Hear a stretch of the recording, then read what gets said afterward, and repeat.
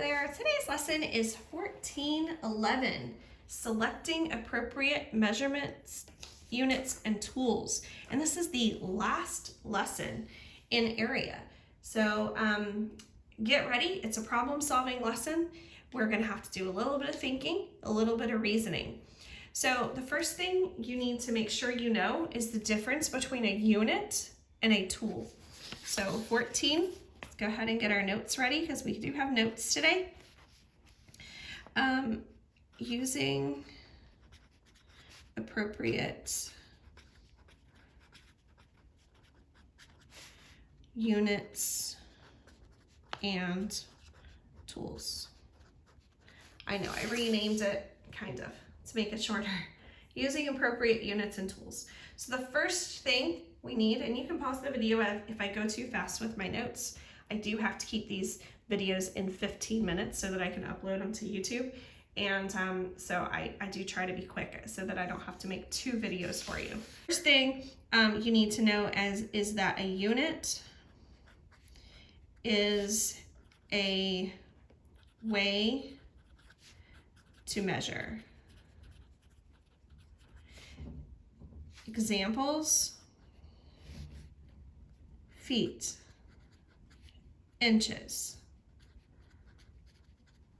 miles, yards. Okay, that's a way that we measure. Are we going to measure it in feet? Are we going to measure it in yards? And that word unit should be familiar because we have used that all throughout this topic, and also back in perimeter we talked about labeling our arrays with our units.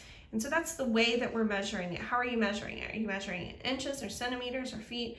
And so that is a unit. The second thing is a tool, and a tool is what you measure with. All right, and so for example, ruler, yardstick, I'm going to abbreviate yard, meter stick, which is a little bit longer than a yardstick, a couple of inches,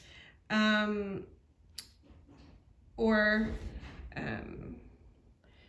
we could use a tape measure. Okay, so those are your tools. So we have units and tools. All right, so the first thing we're going to get into is naming the unit we would use to measure. And so look at number 1. If we're measuring the area of the state of Florida, our entire state, what would we use? Would we use feet? Would we use inches? Would we use yards?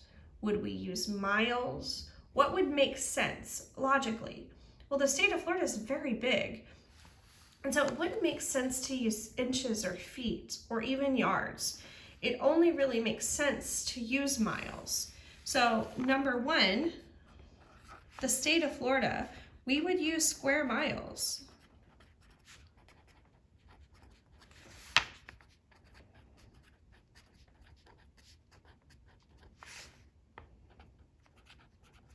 All right. Number 2 says an envelope.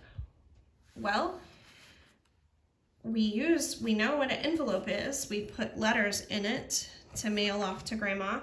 And so they're not super big. Would we use feet, inches, yards, miles?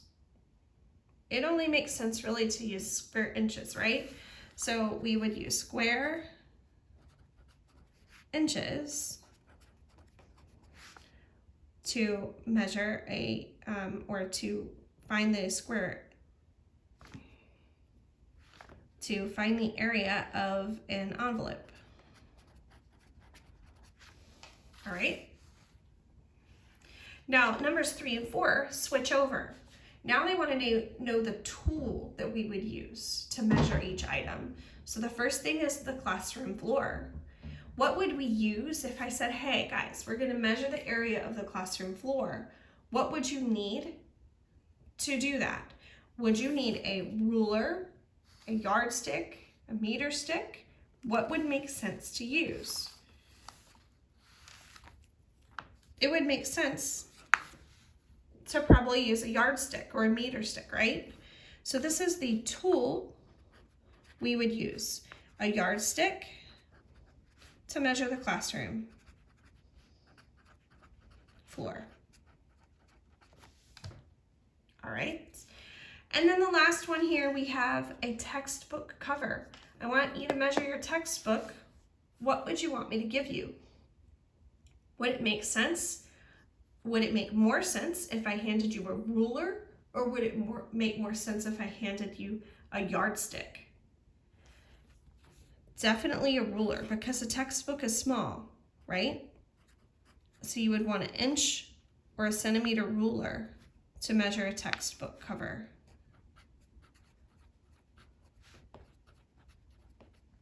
All right, on your workbook page today, you have to circle the unit that you would use for 1 through 3 to measure each of the items, and then 4 through 6, you pick the tool that you would use. So you'll just circle it. These circles are off to the side on your workbook page, so hopefully you can just click and drag them over.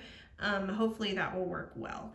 And then you have a couple of multiple choice questions as well on your workbook page. So take your time in answering those. Remember, those workbook pages are for a grade. If you need help or you have questions, please reach out and let me know, and try to get back with you really quick. We can chat and get your problem squared away, and hopefully you'll have some better understanding of it. So I'm here to help. Have a great day. Let me know if you have any questions. You're awesome.